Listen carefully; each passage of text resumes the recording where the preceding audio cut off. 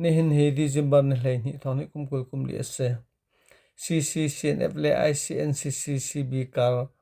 remnak palai tu pol Mizorama zanri romtina antu khaw CBC USA le CBANA phuni dirmi Chin Peace and Reconciliation Initiative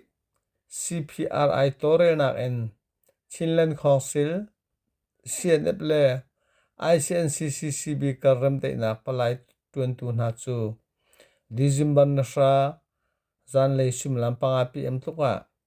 Florida Hotel Mizoram Aizola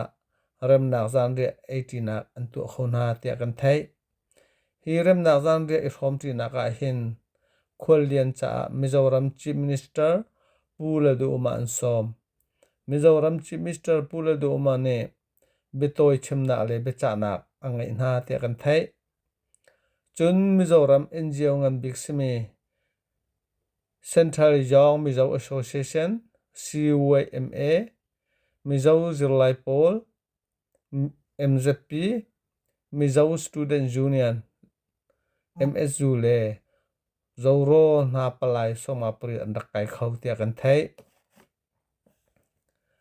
hirem dak zari somti na ka hin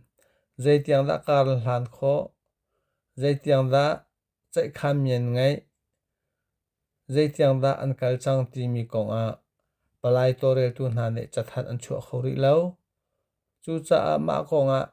be fiang kan than khori lo na ase CBC USA chu American ram ha khami phuni dir mi khri pha bu pol kom pakhat ase CBANA chu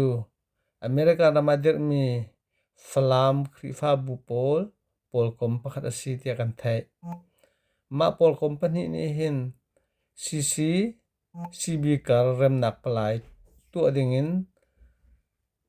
aliam chia kumin betak ten tuan bon rak lak te kan thai angai tu nan di lak chong kan lom